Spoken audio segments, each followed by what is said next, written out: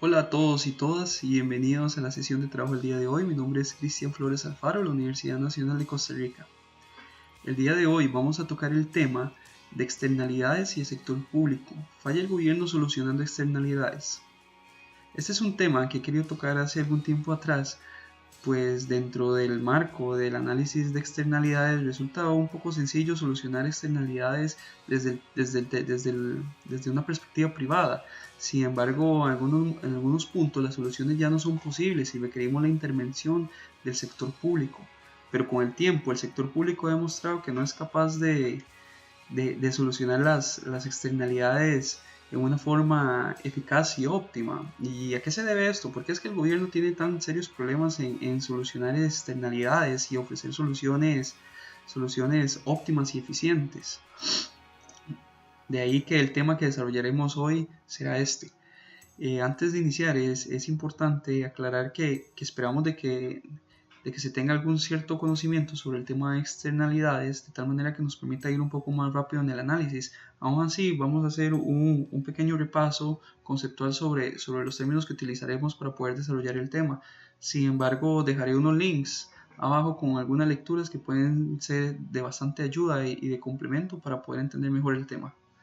Así que vamos a iniciar. Vamos a iniciar con unas pequeñas definiciones de externalidades.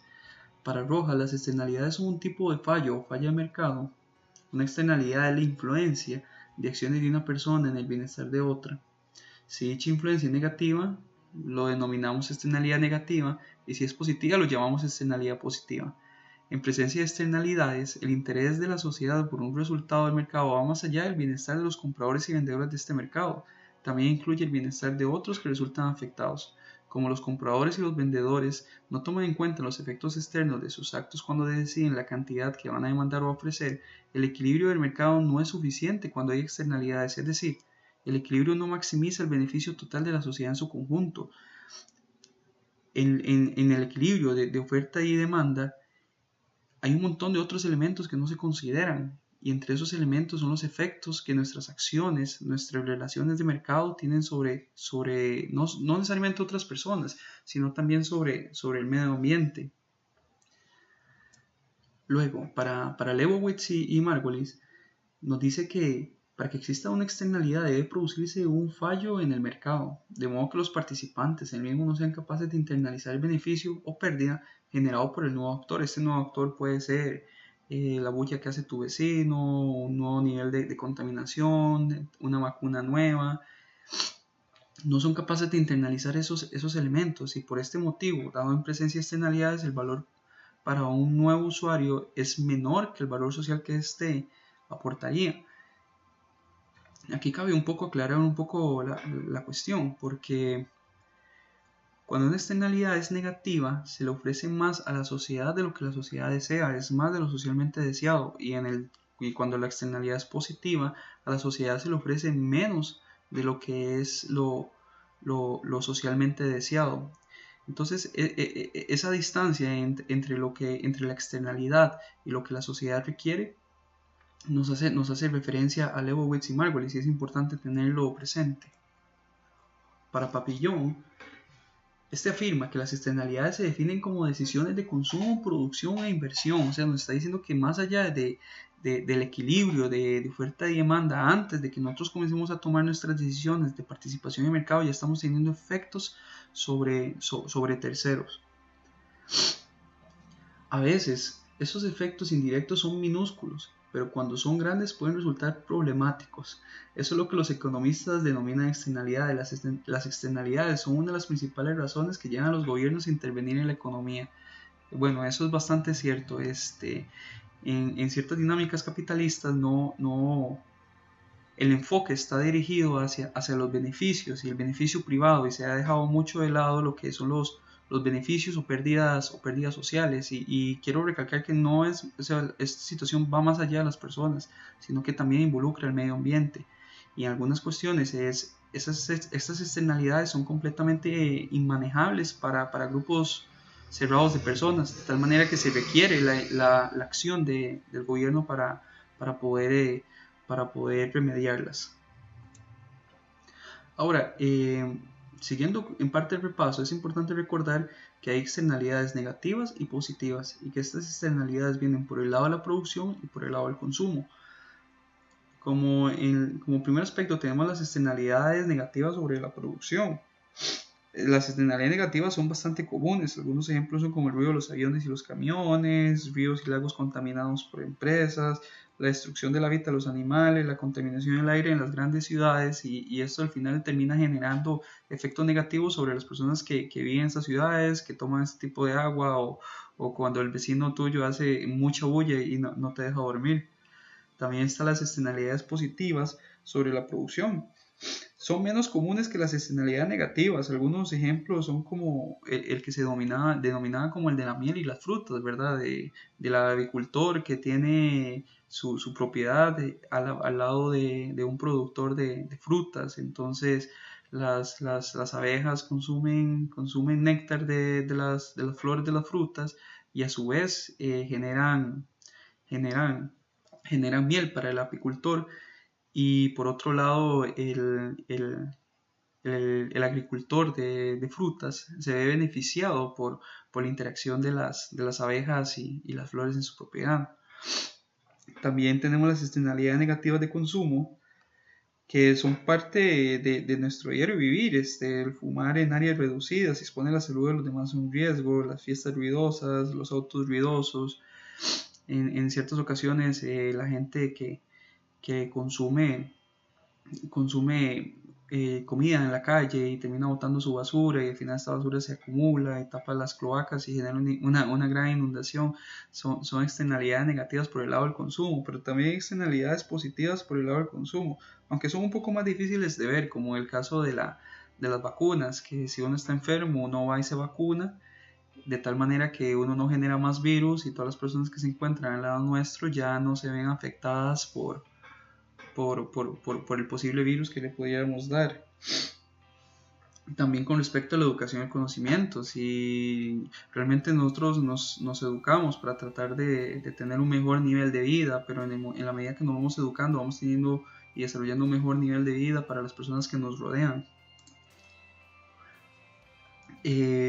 Si se tiene conocimiento sobre las externalidades, vamos a recordar un importantísimo aspecto, que es el teorema de Coase. Voy a leer un poco sobre ello. La mayor parte de los problemas de externalidades se deben a que no están claramente definidos los derechos de propiedad. Los derechos de propiedad nos dice qué le pertenece a quién. Cuando se contamina el aire, no se tiene noción de que el aire le pertenece a alguien, por lo tanto nos sentimos más libres de hacerlo. Cuando no tenemos noción de la existencia de nuestro vecino, podemos hacer más bulla. Estos elementos, cuando se contamina un río y no se sabe de quién es el río, entonces no hay nadie que vaya a reclamar sobre el río. Estas situaciones generan como una mayor confianza para poder seguir contaminando, de tal manera que si no están bien definidos los derechos de propiedad de los elementos que están participando en la dinámica de mercado, va a ser muy fácil que se pueda continuar produciendo externalidades. Y entonces continúa: y se permita la internalización de los costos o los beneficios externos.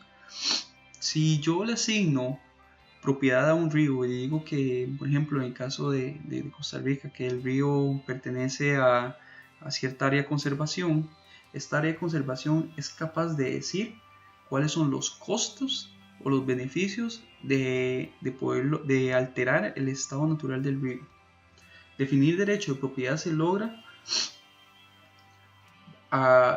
que quien realice la acción compense sobre quien está recibiendo los efectos de esta acción, y viceversa.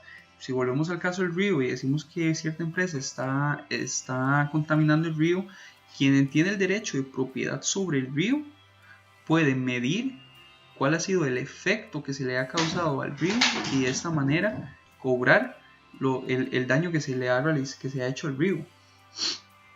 Esto es muy importante, definir los derechos de propiedad. En muchas situaciones los derechos de propiedad no están definidos claramente, o al menos no se conocen. Por eso es que resulta tan compleja esta situación. Entonces, a partir de acá se puede solucionar la externalidad desde el punto de vista privado, eso sí. Si yo defino mis derechos de propiedad, el contaminante tiene definidos los derechos de propiedad sobre lo que está contaminando, yo puedo demostrarle claramente el efecto y el daño que me está haciendo a mí. En el momento que yo le logro poner un precio a la mercancía que él me está afectando, sea esta mercancía mis pulmones, mi paz, el agua que yo estoy tomando, en el momento que yo puedo ponerle precio a eso, lo puedo meter dentro de la dinámica del mercado y lo puedo internalizar dentro de su estructura de costos. Entonces es súper importante esta cuestión, pero también es importante reconocer que funciona desde lo privado. Pero el teorema de Coase tiene algunos problemas. Tiene 4 problemas muy importantes. El primer problema es el problema de la asignación. En casos cuando la externalidad afecta a muchos, por ejemplo el calentamiento global, asignar los derechos de propiedad resulta más difícil. Coase es más efectivo en situaciones pequeñas que en grandes. Cuando estamos destruyendo el oxígeno que respiramos, ¿de quién le pertenece ese oxígeno? Ese oxígeno le pertenece a miles de millones de personas, por así decirlo. No sé si hay miles de millones de personas, pero es muy difícil asignarle a cada persona su cuota de propiedad sobre el oxígeno que está siendo contaminado, o el agua que está siendo contaminado, o la huella que está siendo generada. Es bastante complicado. El segundo problema es el problema de reserva. Derechos de propiedad compartidos dan derecho a todos los propietarios, de manera que les costará más definir el costo de su compensación. La compensación del agua contaminada para mí es muy distinta que la compensación que debería hacérsele a otra persona con el cual compartimos el mismo río, igual a otra persona y otra persona y otra persona. Si volvemos al tema de la contaminación del aire, la compensación de una persona asmática va a ser muchísimo mayor que una persona que no es asmática. Entonces al final definir cuál es la compensación, y si agarras y multiplicas esta compensación por miles de personas que están tomando oxígeno, resulta muy difícil poder determinar los precios de compensación. Luego está el problema del polizón, ¿verdad? Cuando una inversión tiene un costo personal pero un beneficio común, los individuos van a desistir de desinvertir. Este en particular es muy interesante porque, por ejemplo, podemos poner el caso de Estados Unidos con esto de Donald Trump, que ha decidido salirse del Acuerdo de París, porque él ha indicado que el costo de él es muchísimo mayor que el beneficio que van a recibir las demás personas, y que el beneficio que reciben las demás personas no le va a agregar a él ninguna forma de ganancia. Entonces resulta bastante fácil decir yo voy a seguir contaminando. Es una forma de no querer internalizar los costos, o internalizar los costos y considerar que el costo de la internalización es muchísimo mayor que el beneficio que se genera. Y por último, los costos de transacción y problemas de negociación. El paradigma coasíjano ignora el problema de lo difícil que es negociar, en especial cuando hay una gran cantidad de individuos en ambos lados de la negociación.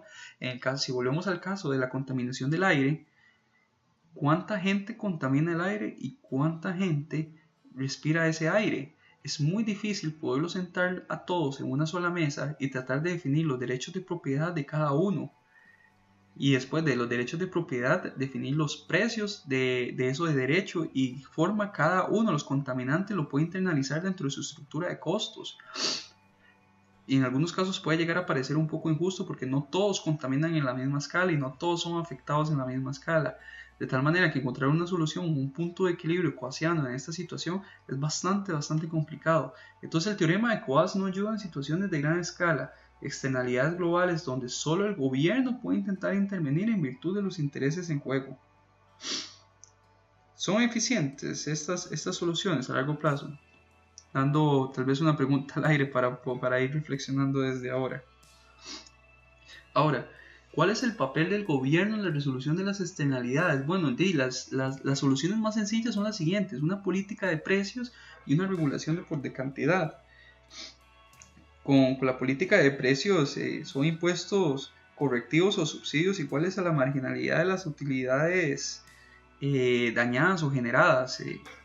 Si una empresa genera tanto tantas toneladas de dióxido de carbono al año, entonces es muy fácil, se le puede colocar una tasa impositiva por cada tonelada y listo. O en caso de que una empresa genere un efecto positivo, se le puede dar un subsidio para que pueda seguir generando más de lo que es bueno.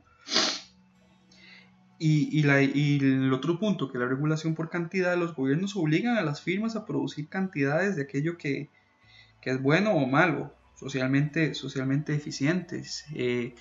Este es un tema que se ve en externalidades, no lo voy a abordar, pero el gobierno puede simplemente llegar y decir, tú puedes producir solamente 90 toneladas de dióxido de carbono al año. Y ahí es donde surgía esta cuestión de la venta de los cupones, ¿verdad? Yo te vendo mi derecho de 2 toneladas, y eso generaba todo un marco por dentro que al final podía intentar regular un poco lo que eran los niveles de emisiones y contaminaciones, cuando el grado de desarrollo tecnológico no era más caro que comprar los tiquetes por contaminación. Pero esa situación no viene al análisis del día de hoy. Simplemente que estas políticas o estas soluciones no resultan ser las más sencillas, ni tampoco son las más eficientes a la hora de intentar solucionar externalidades. Más que todo por el caso de la política de precios, que la política de precios tiene un efecto después de la contaminación, no antes, no considera efectos antes de que se contamine. Igual la regulación por cantidad, se debe encontrar un precio que intente incentivar a las empresas a desarrollar tecnologías. Si ese precio de los tiquetes de contaminación es bastante bajo, entonces la empresa no va a tener incentivo por desarrollar tecnología un poco más sana, o tecnología que genere externalidades positivas. Y es que el gobierno, como representante de la mayoría, tiene que intervenir en este tipo de situaciones y generar soluciones. De ahí que estas dos soluciones lo dejo a forma de que ustedes por su cuenta lo determinen. Pero ¿son acaso estas las soluciones más efectivas? ¿Y cuál de ellas puede ser la más efectiva? Lo pueden dejar en los comentarios, yo lo voy a leer. Ahora sí, continuamos. Fallos del gobierno e intervenciones de externalidades. ¿Por qué fallan los gobiernos manejando externalidades? Usualmente el gobierno falla en sus intentos de solucionar fallas de mercado, y a partir de ahí crea otro conjunto de problemas llevando a la ineficiencia. Entonces es interesante porque, bueno, dicen que el infierno está lleno de buenas intenciones. Cuando el gobierno trata, me he equivocado, que el infierno está lleno de buenas intenciones. Cuando el gobierno trata de intervenir en las externalidades, termina generando otra ola de problemas. Estos problemas son deficiencia de iniciativa. Estos problemas son generados por la deficiencia de iniciativa, niveles de burocracia, interferencia política, no hay consistencia, riesgo moral, capturas regulatorias y consecuencias no intencionales. Pero vamos a tratar de verlos uno a uno. La eficiencia de iniciativa nos indica que los funcionarios públicos suelen ser pagados para que trabajen bien o no. De ahí su poca iniciativa. Entonces a ellos se les paga por ir a trabajar y listo. No tienen metas, no tienen sistemas de evaluación o revisión sobre el trabajo que están realizando. Y en muchos casos, comentaba en una conferencia en la que asistí hace poco, de que los funcionarios públicos no tienen noción del trabajo social que están haciendo. Realmente no se dan cuenta de que el trabajo que ellos hacen puede tener efecto directo sobre la vida de muchas personas. Al no reconocer estas realidades, no toman iniciativa sobre ello. Por eso es que no tienen iniciativa, simplemente van, se sientan en su escritorio, hacen algún trabajo regular y listo. Este tipo de problemas de externalidades y cómo afectan la vida de las personas realmente no es un tema que les importe. Luego viene el siguiente punto, que son los niveles de burocracia. Los gobiernos tienden a tener muchos niveles de administración y planeación que en ocasiones tienen objetivos distintos. Los gobiernos son estructuras muy grandes, y en algunos casos, tal vez particularmente en Costa Rica, los objetivos ni siquiera están orientados en la misma línea. nos entendemos, o sea, el gobierno y los distintos departamentos que conforman el gobierno tienen que tener las mismas direcciones en el desarrollo. Un Ministerio de Ambiente, en caso de Costa Rica, la Secretaría Técnica Nacional Ambiental, la Secretaría Nacional de Recursos de Agua, tienen que tener las mismas direcciones en su desarrollo y en sus metas, y cuando no las tienen generan un tipo muy grande de problemas. Al final hacen que las externalidades se puedan volver incluso más grandes, encontrar huecos legales donde las personas puedan seguir contaminando o seguir desarrollando externalidades negativas. Es un nivel de burocracia, al final se termina volviendo en un gran laberinto que no termina solucionando nada.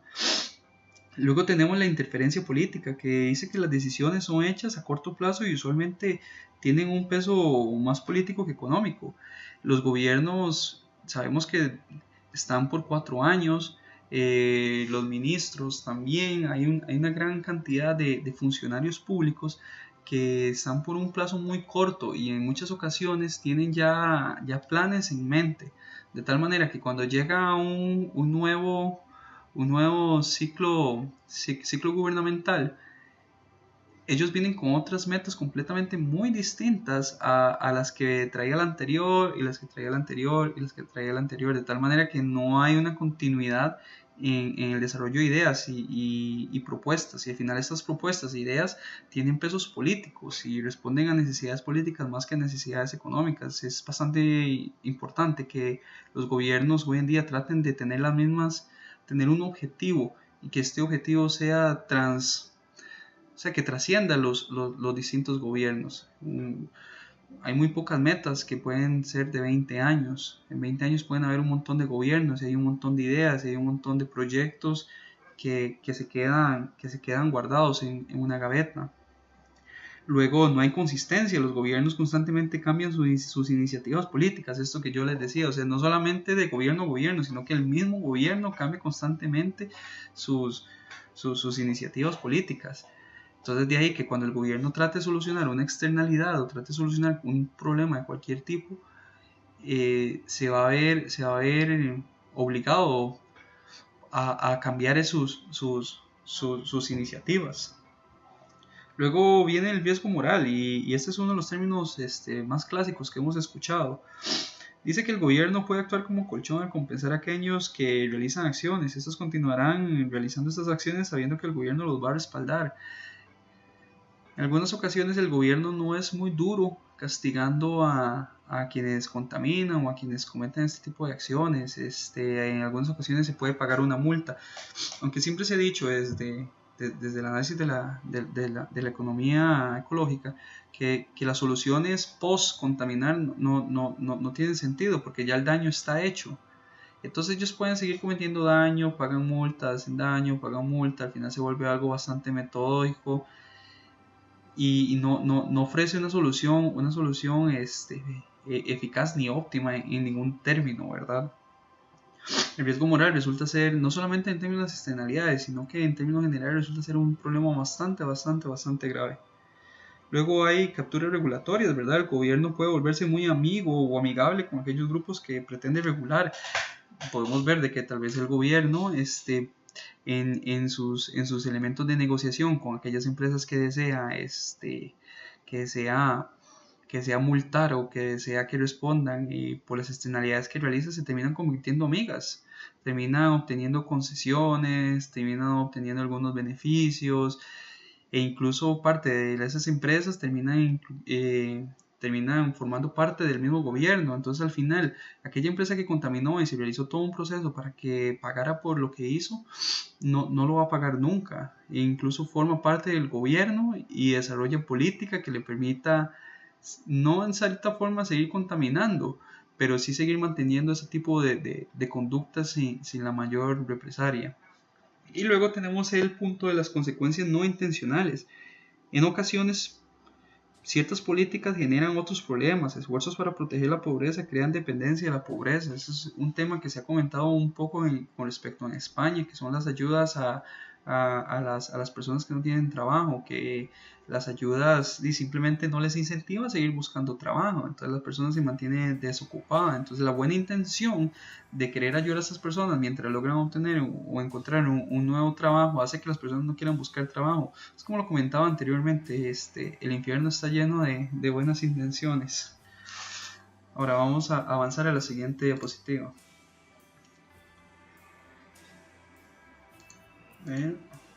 Superando las fallas del gobierno, solucionando externalidades. Existen algunos mecanismos que, si son integrados correctamente, pueden ayudar a mejorar la capacidad de los gobiernos para reducir su incapacidad para enfrentarse a las externalidades. Algunos de ellos son dar incentivos para alcanzar ciertos objetivos o bien por rendimiento. Era lo que comentábamos anteriormente con la deficiencia de iniciativa, que los funcionarios públicos simplemente van por su salario y realizar funciones básicas. Si en cierta forma les damos un incentivo para que alcance ciertos objetivos como la resolución de un conflicto, puede que haya un conflicto por la contaminación de un río y el gobierno diga, bueno, si son capaces de solucionar este problema, nosotros les vamos a dar un incentivo adicional al salario que tienen. Tal vez de esa forma se puedan motivar. Luego el otro punto que nos puede ayudar a superar estas fallas es la competencia del sector público y el sector privado para manejar un servicio o área en cuestión, o bien colaboración público-privada. Las colaboraciones público-privadas han demostrado que han sido bastante buenas y pueden ofrecer mucho. Luego, el otro elemento es contratar consultores privados sobre cómo organizarse y no contratar personas del mismo departamento o área.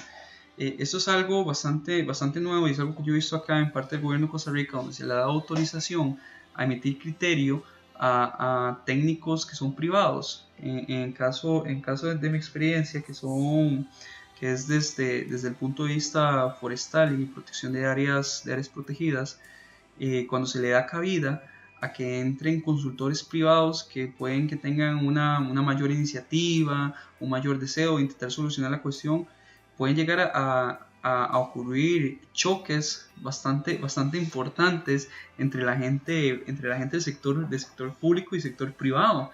Como lo habíamos dicho antes, uno de los fallos que la deficiencia de iniciativa hace que los funcionarios públicos sean algo vagos. Entonces, en el momento que llega alguien con estudios fieles, con un trabajo bien hecho y con lo que llaman las garras por delante, los deja simplemente impactados, y esas intenciones por parte del sector privado puede generar muchos frutos en lo que es el cuidado de bosque o solución para evitar que se sigan contaminando mantos acuíferos, que son ciertas experiencias en las que he estado de cerca. Luego está el otro elemento, que consiste en delegar decisiones a cuerpos no políticos. Este era otro elemento muy interesante, porque los elementos políticos no deberían combinarse con ciertos elementos del análisis económico.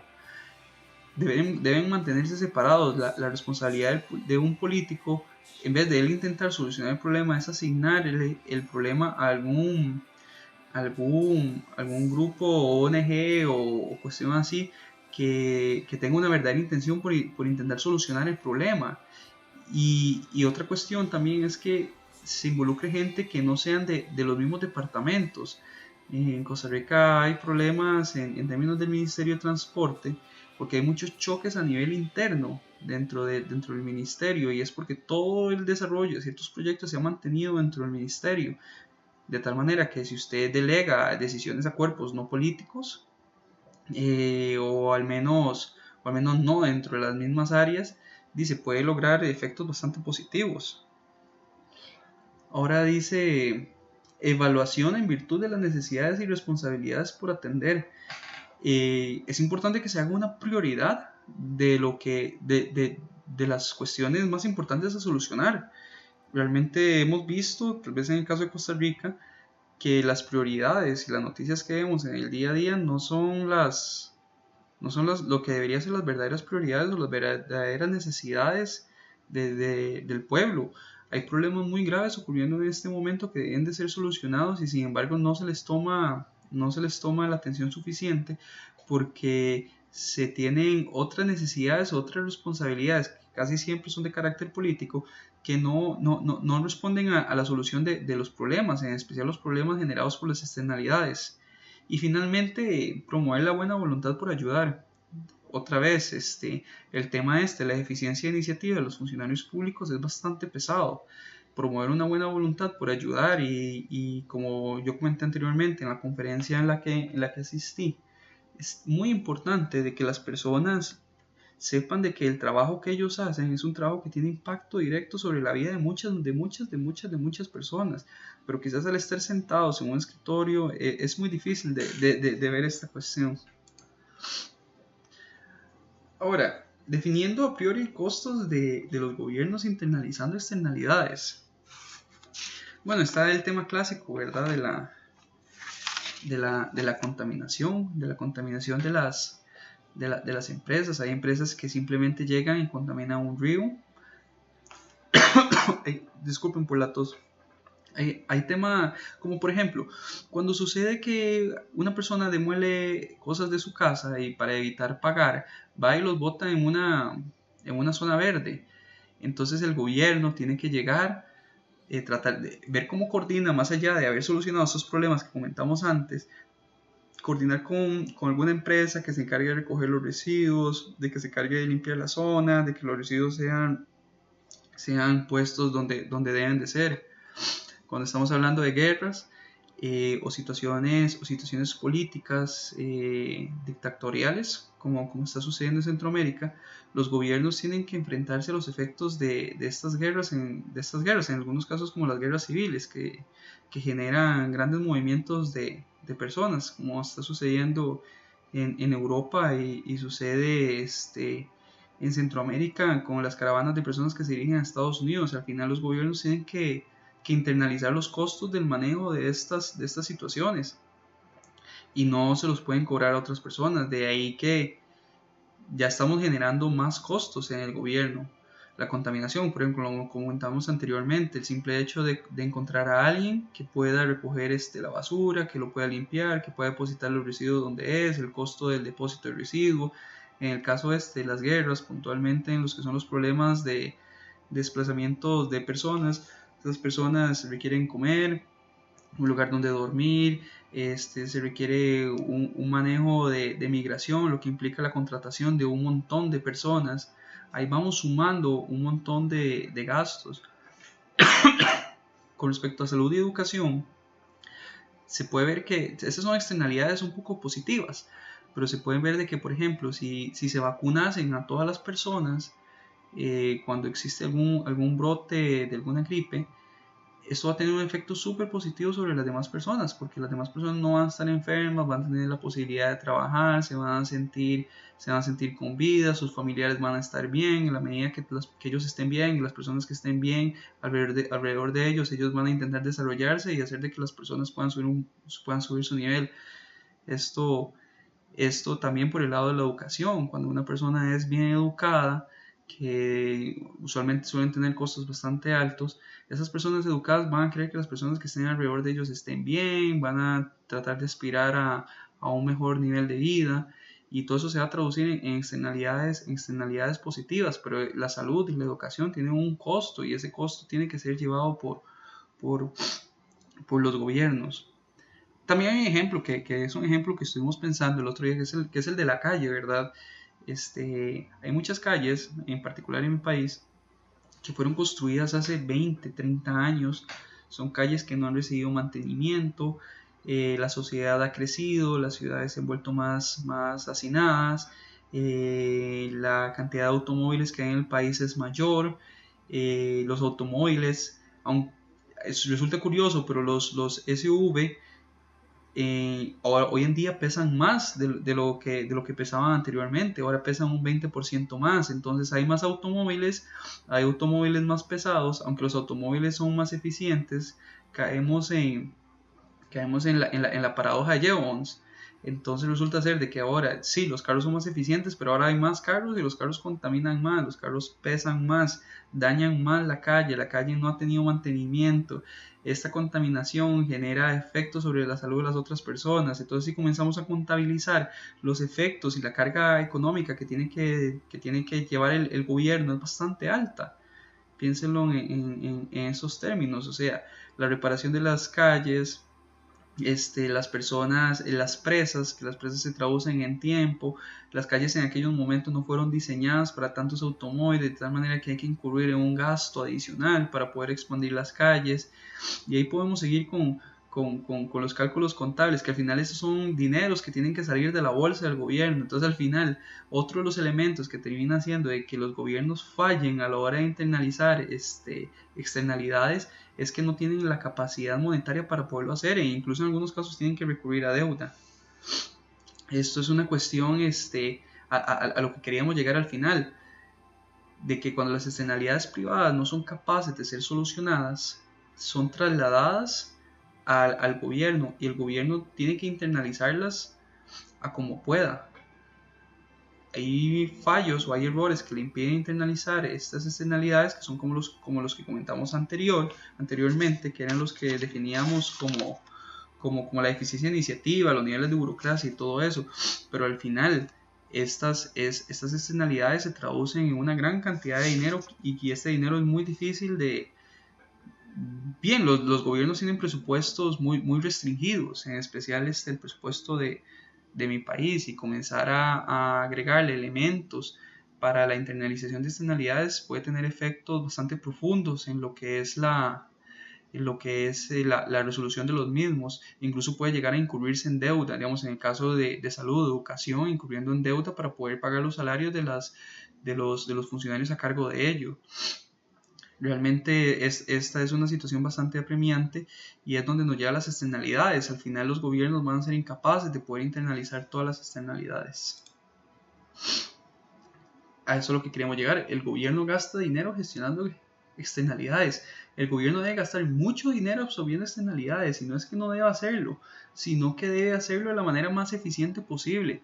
De ahí que si no hay organización a nivel de los ministerios o las organizaciones gubernamentales, hay conflictos internos, hay elementos políticos de peso que están por encima de las necesidades y urgencias económicas. Y tras de eso no hay dinero para solucionar, no queda dinero al final de todo ello. Entonces el gobierno simplemente no va a poder solucionar las externalidades, de tal manera que si se orientasen mejor las soluciones, se podría hacer de una forma más eficiente sin gastar tanto dinero. Pero bien, esta solución, como lo comentábamos, sucede desde muchas dimensiones. Además, atender este tipo de responsabilidades se ve reflejado y es transferido en el presupuesto nacional, y en algunos casos es financiado con deuda, como lo comentaba anteriormente con el caso de los salarios en Costa Rica.